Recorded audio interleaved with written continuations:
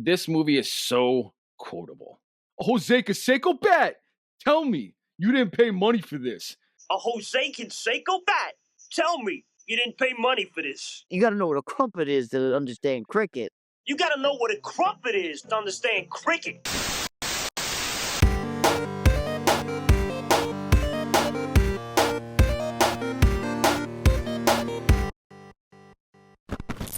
What's going on, guys? Welcome back to No Late Fees. Comic Book Guy here, Leo V there. I think you're to my left. Yeah, you're over here. Today we are talking about one of my favorite fucking movies. I love this movie. Teenage Mutant Ninja Turtles 1990. Dude, this movie just brings back all the feels. We went to go see it in theaters for the re-release recently. Just getting to see it in its full cinematic glory was perfect. It was a lot of fun going to see it for the 35th anniversary. Seeing it in theaters is always a pleasure. I'll see this movie once a year till the end of time if I was given the opportunity, to Oh, be honest with you. really, And I would expect you to come with me. 100% with bells on. I love this fucking movie. I don't know, depending on what mood I'm in for that day, this is my top 3 favorite movies of all time. I go watch this movie all the time. I know it inside and out. I know so much goddamn useless information about it that will come into play here. If only there was somewhere to put all that useless information. This movie hits all of the nostalgia buttons for me, dude.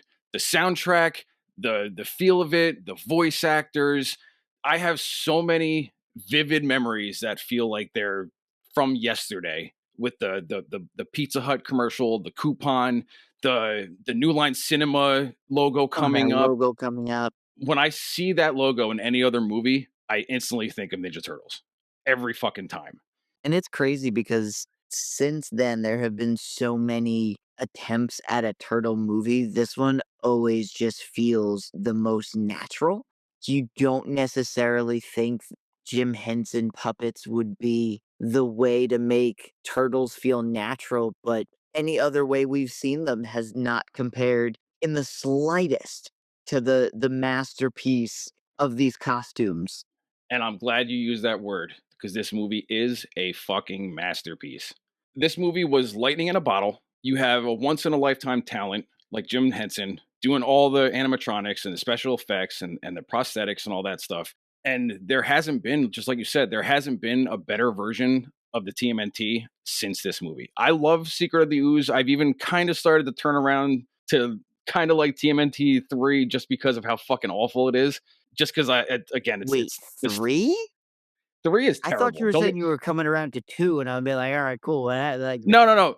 2 I like for different reasons. It does not stand up to this movie at all in every fucking aspect of it. But I appreciate it for different reasons, and I'm sure we'll talk about that movie probably this year actually because this is getting a re-release in theaters just like TMNT 1 did for the 35th anniversary. So that's coming up this year.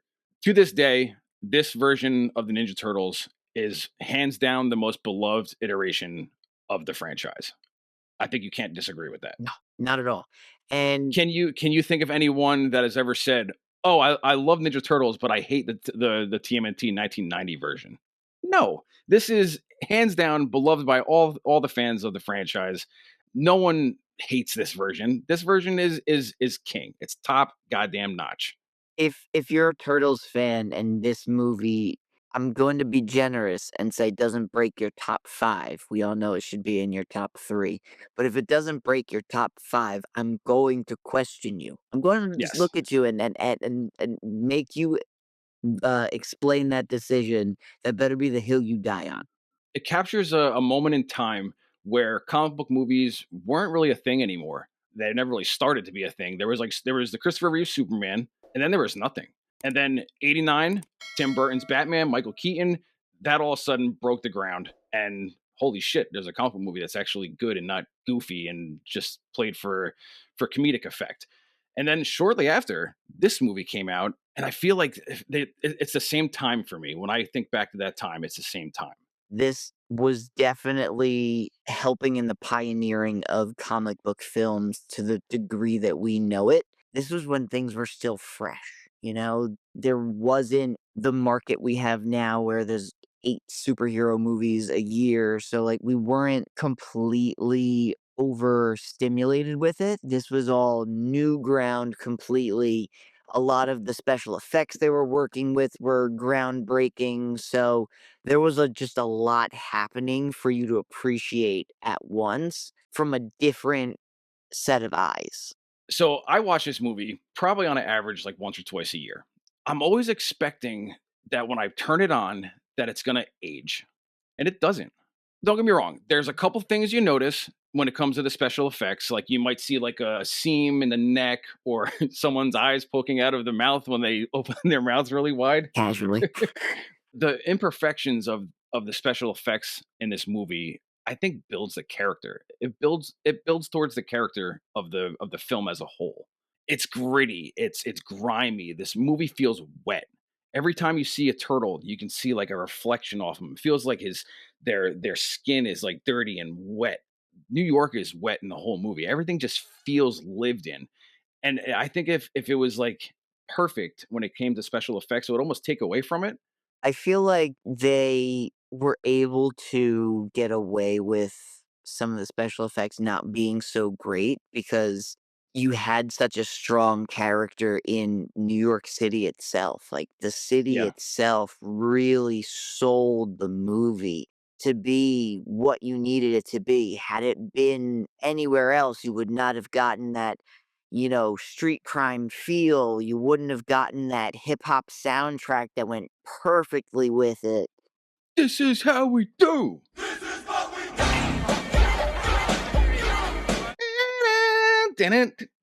Mm. Those It's my body. It's my body. Do what I want. Dude, the fucking score. It hits. It fucking punches. Not even hits. It doesn't slap, as the kids say. It punches and kicks the fucking door down. this send you home with a domestic abuse charge. I was editing a video last week. Little shameless plug. Our friends over at Futakiko Studios did a comic book that's alternate version of the same timeline from the 1990 movie, and I used the dan it nan it nan it nan it nan it nan it nan it nan it dan it nan it nan it nan.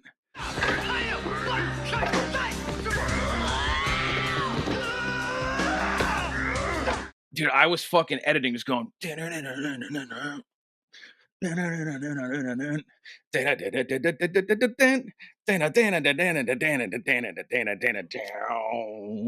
Oh man, it just it pushes certain buttons in my body where I can't stay still. It's an itch that just has to get scratched. Yeah.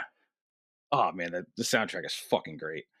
Released in March of 1990, directed by Steve Barron, this movie had a $13.5 million budget, and it pulled in $202 million.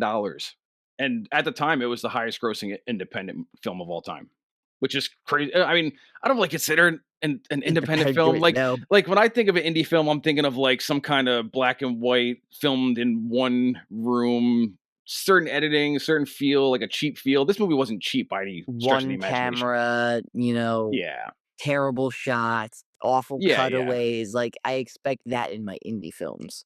Technically, it was an independent film. By definition, I guess it's Yeah. still This movie, dude, it's the perfect blend of the original Mirage comics, that raw, gritty feel that the first volume brings, especially in the beginning, but it also blends like the comedic aspect of the '87 cartoon. So like it does both things that are complete different sides of the spectrum, but like it somehow nails it.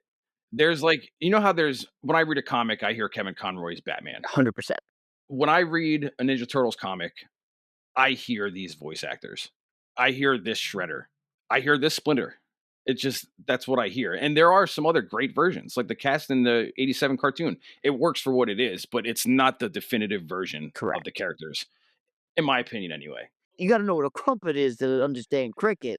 You gotta know what a crumpet is to understand cricket. Dude, that'll bring me right into my next point. This movie is so quotable.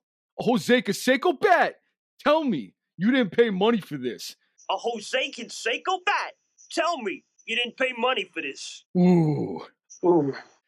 Fucking cricket, that whole thing. Hose brain, gack plays. Here goes, Gackface. I'm ready, hose brain.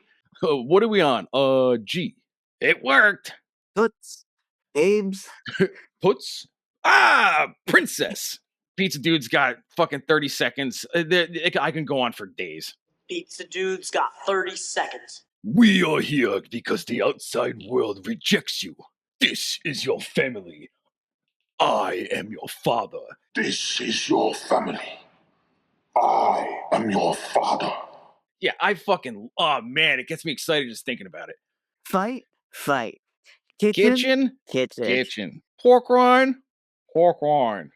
I thought I'd redecorate a couple of throw pillows, a TV news reporter. Couple throw pillows, a TV news reporter. What do you think? What do you think? Where you going? Out to a movie. That okay with you? Out to a movie. That okay with you?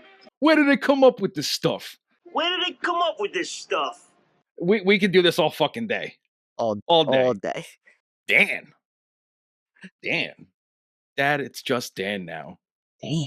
Weirdest choice in the whole fucking movie. What, just Dan now? Yeah. All of a sudden, kids is like, I'm just Dan now. You He didn't grew go up. through that much character growth to become just Dan now. Like, you only fucked up the plot 4 times for everybody else. Chief Stearns is such a fucking asshole. What do you plan to accomplish out there besides busting my chops? I was gonna say, Are you trying to tell me how to do my job? Trying to tell me how to do my job. Miss O'Neill, get in here, please. Miss O'Neill, get in here. O'Neill, get in here. That's how I picture a New York City police chief. Like, no nonsense, not taking no shit from nobody. He's got plenty of things to do, so he does not have time to deal with your no good, gossipy reporters. Hi. Hold on, Leo. You're screaming so fucking loud. I was quoting Chief Stearns. I apologize. Hi, Leo. Hi, Jess. Hi, Jess. Okay, I'll stop screaming. Noise canceling headphones much? Yeah. Put on some noise canceling headphones. All right, I won't do Chief Stearns again. I can't promise there won't be like 1 or 2 rafts though. Time and it doesn't bother me, but you screaming at the top of your lungs. You know I got to keep this in here, right? In some way, shape, or form. I'm getting yelled at for my Chief Stearns impression. Good night. That's another April quote. When she's leaving the news station. Good night. Bye. Good night. Even though this is a movie about anthropomorphic turtles, it achieves the impossible task of making it feel real. The city, the characters, just like you said, like that's how I picture a New York chief, New York Police Department chief to sound. That's how I picture a news reporter who's always getting down and dirty to get the fucking scoops in New York City. If there was turtles living there, that's how I picture the sewers to look. That's how to this day, when I walk over a sewer grate in New York City, that's what I picture. I'm hoping someone's gonna like pass up hey, wait, this is a 10. This is a 10. The tab's 13. You know when the one guy walks by with the cane. I think is it a blind guy? I think it Or is. he walks by and Raph's screaming. I'm always picturing a yell to come out of the sewer grate when I walk by it. There was a time in my life, and I can't say that now is not one of them, that I would like to still go exploring down into the sewers of New York City in hopes to find like a pimped out old subway station to take over as a lair. I think you would probably just be disappointed and find a lot of pee and poop, but I understand your motivation. And this is completely random. We don't have to jump into it, but can you please acknowledge that the sewer layer in Ninja Turtles 2 is fucking top tier? Oh, 100%. Come on. 100%. They had like the train car, like Yep. when they brought the professor back, he was like, "What is this? The fucking Ritz Carlton?"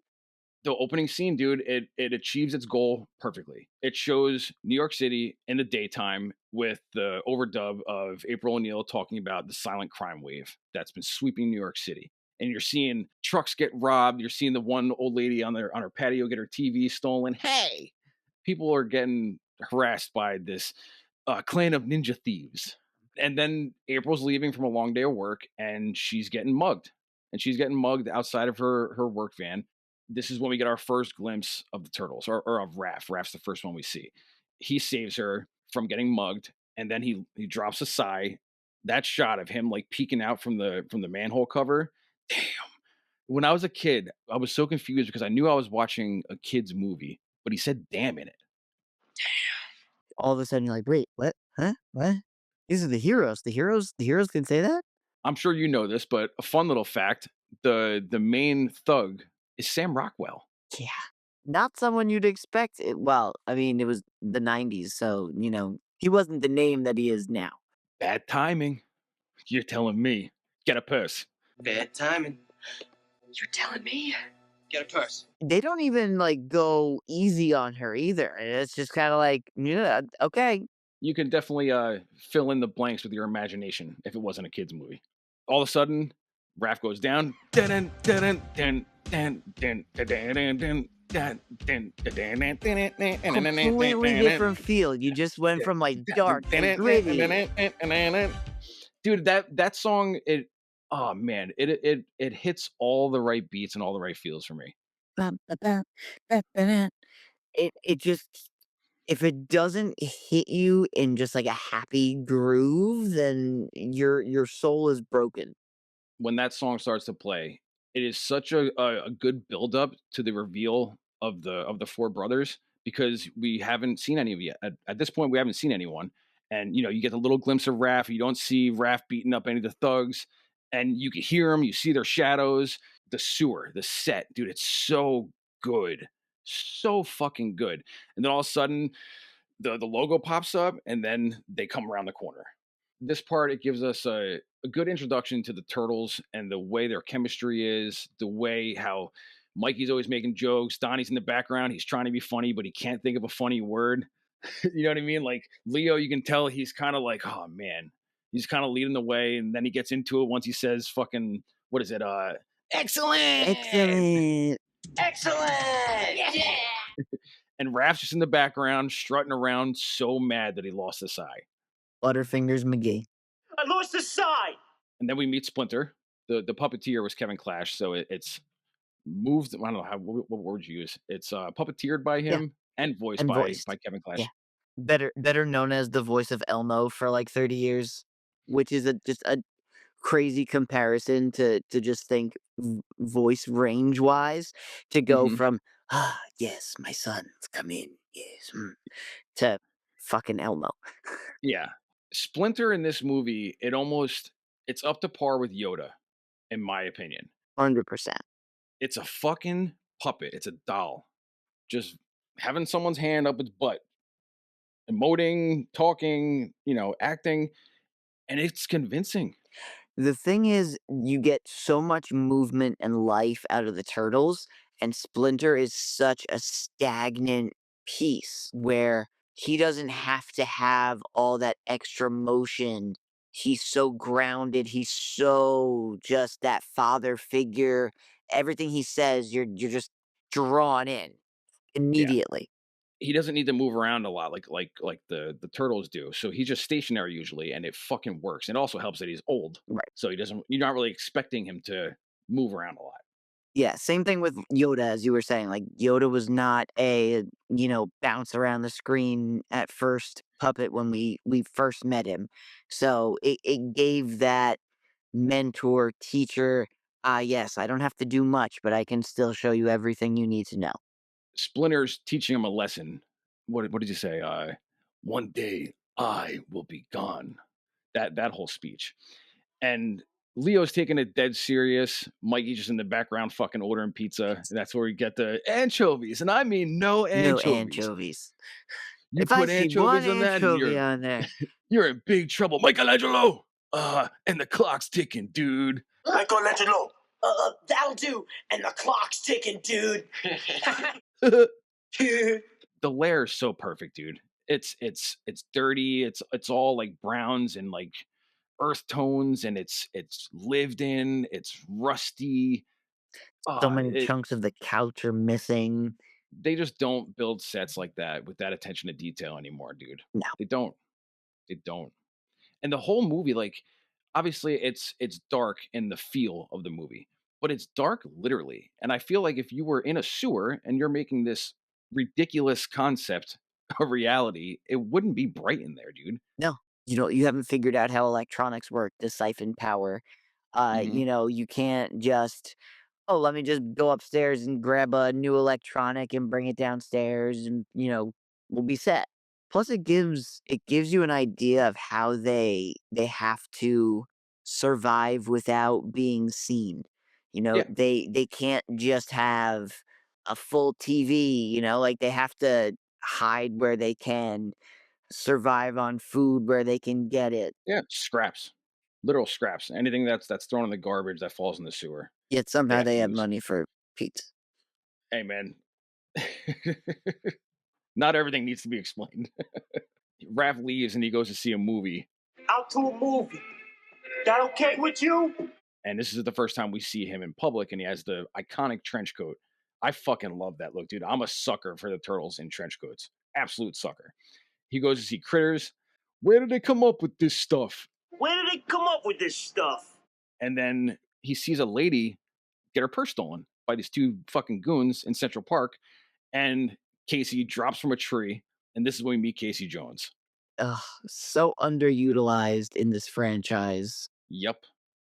Casey is so fucking good in this movie. I appreciate his scenes. There should be more of them. He should have a bigger part. And I wish he was in the second one. Me too. But when he's there, dude, you remember it. That was a crime, you purse grabbing pukes. And this is the penalty. 2 minutes for hooking, 2 minutes for slashing. Let's not forget my personal favorite, 2 minutes for high sticking. Classes of Pain 101. Your instructor's No, Casey it's Jones. Casey Jones. Class is Pain 101. Your instructor's Casey Jones. Oh man, like I said, so goddamn quotable. How about a 5-minute misconduct for roughing, pal?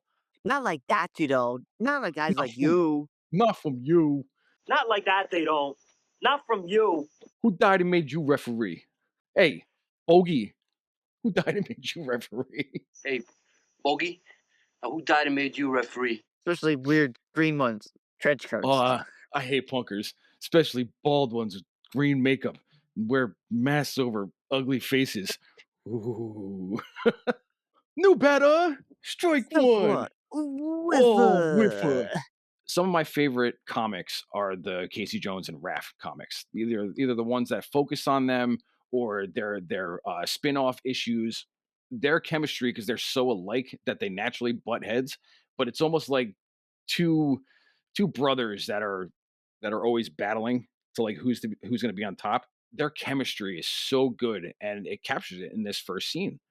very easily can you tell that had they met under different circumstances, they would have been quick friends. It would have been very different relationship between the two of them. And even moving forward throughout the movie, you don't really see the two of them bond the way you see like him and Donatello kind of bond over the truck. So like it would have been cool to see some sort of training montage with like Casey joining them out in the field at the farmhouse or like Yeah. something along those lines to really give him a little bit more interaction with either the turtles as a whole or like individually. So Raph, Casey fight. Casey gets the best of them, and this is when we get the iconic cricket. Cricket. Cricket? No one understands cricket. You got to know what a crumpet is before you understand cricket. I'll teach you. We got another iconic dam. Damn! Did you know that when he rolls over the taxi and he's like, "What the heck was that?" Looked like a giant turtle in a trench coat. That's You right. going to LaGuardia, right? That's Raph. That's Josh Pye is in the background. That's his voice actor. That's so cool that the voice actors got to make cameos in the actual movie as different parts. The Domino's guy, that's Mikey. Yep. The kid from the Goonies, that's Donnie. That's Donnie. Also, Ken Scott, the suit actor for Raphael, is the nunchuck guy, the Foot Clan Oh, nunchuck guy, a fellow chucker. fellow chucker. Yes, that scene. That's Ken Scott. I forget the suit actor's name for Leo, but he's also one of the Foot Clan. They all have kind of roles, and Kino, fucking Ernie Reyes Jr. is Donatello's stunt actor. He was involved from the beginning. Yep. The Foot are trying to send a message to April in the subway. The whole what am I late on my Sony payments again? That scene. We have a message for you, Miss O'Neill. Shut Shove it. it. And then Raph saves her, but there's one guy that's still conscious, and he follows Raph and April to the lair, and that's how the Foot find out that they live in the fucking sewer and they have this lair. Dude, the intro to Shredder is so fucking badass. You see all the potential recruits surrounding him, fucking done, done, dun dun dun dun down down down, and you see him. They don't show him. You see his shadow. You see Tatsu fucking taking his cape, tucking That his cape cape, behind. Dude, his costume design is so fucking perfect. that helmet is gorgeous. I want one. I need one. Josh, if you're watching this, 3D print me a Shredder helmet, please. You can find them. They're out there. I've already looked into it. They're like $400, but they're out there. Listen, why spend $400? We have friends with 3D printing. His introduction is on the level of like Darth Vader to me. 100%. So fucking badass, and you can see that everyone there fears him. Even fucking Tatsu, like his main right hand man, you can tell he respects him but fears the shit out of him. He addresses everyone. This is the I'm your family, we are your family, I'm your father. And I guess someone just told him about the turtles because he's like, he's like, there is a new enemy, freaks of nature. That These. we'll find these freaks, these turtles. The Foot Clan go capture Splinter. And eventually, when they get home, they realize that he's been kidnapped and the whole lair's been destroyed. I don't know. Raph in this scene just hits it differently for me. You can tell everyone is disappointed and scared and shocked, but Raph, like, he shoulders his way through and fucking, he's like just huffing and he just screams. Oh, for a kids movie, dude, the emotions are captured to a fucking T. And portrayed through puppets like that. Those Yes. heads were able to give off such emotion that you really felt it. Sometimes the like just like you said, sometimes the mouths don't match up perfectly, but the technology that they were using, the radios to puppet the mouths and the eyes, dude, it's so convincing. Ahead of its time technology. Yeah, so at this point, they're already acquainted with April, and they go right to April's apartment, and they're all heartbroken. You can tell. Splinter. Splinter. They don't have to even say anything. Even if they didn't say anything, April knows instantly that something's wrong. And then they end up sleeping at her house for a while. Raph, as always, has a temper tantrum, walks away for whatever reason. He's arguing with Leo. You act like a jerk sometimes. Well, you know what? Maybe I'll just take my attitude and leave. Well, maybe I'll just take my attitude and Why leave. don't you? See you later. So they butt heads throughout the whole movie, and that's just classic Ninja Turtles for me. You need Raph and Leo to butt heads at some point. Yeah. Just like you need Mikey and Donnie to sit there and, joke around and go Yep. eat snacks while they do it. Yep. This is the fight, kitchen. That scene. So Raph goes on the roof, and this is when Casey comes back in. You see Casey, he's like playing with a radio on top of another building and has binoculars, and he sees Raph. From his perspective, you see all the Foot start to surround Raph. And dude, one of my favorite fight scenes in the movie, probably my second one. Act 3 takes the fucking cake when it comes to fight scenes. But this whole fight scene where Raph is just whooping everyone's ass. And he's like, come on, how do you guys expect to beat me? Oh, good answer. Good answer. And dude, I remember being a child watching Raph thinking he was dead. I thought he was gonna die. He gets his ass kicked. Him eventually when he's like in the tub and they're just April's like just sprinkling water on top of him and he's lifeless. I thought he was dead, man. Yeah. He definitely got lucky in the fact that he survived. Hands down, took a lick. They mentioned a couple times in the movie. So there's an awesome fight scene. The Foot end up invading April's apartment, which is straight out of the fucking comics. They invade the apartment and the store, and there's a huge fight scene with everyone. And there's multiple times where the turtles notice that one of their own is missing. We could really use Raph right about now. So like they work as a unit. They work best as a unit, and even with one missing, They it's feel it. noticeable, and they're at a disadvantage. Casey comes and helps him escape because it's lit on fire. The whole Wheel of Fortune thing. And this is also the fellow Chucker classic fucking scene. Keep practicing, dude. Guys, Pure. guys, I think you should tell your friend now might not be a good time for them to jump in right now. Structurally speaking, might not be I swear if you didn't tell me that was Corey Feldman, I wouldn't know. No, I would not know. no. So they escape April's apartment, and this is another thing, dude. Judith Hogue, you could really see how much emotional pain she's in when she sees her father's store and her apartment completely engulfed in flames as they're driving away in the van. Yeah. And, for our heroes, that's a second loss Hmm. consecutively. First, they lost their own house and Splinter. Their second place of refuge has gone up in flames. So Yep. they are without anywhere to turn, hardly any allies to turn to, and still just doing anything they can to find their dad. So this one was running a little long, so we decided to cut it into 2 parts. So make sure you guys subscribe and keep a lookout for part 2, which will be coming soon. Thanks, guys.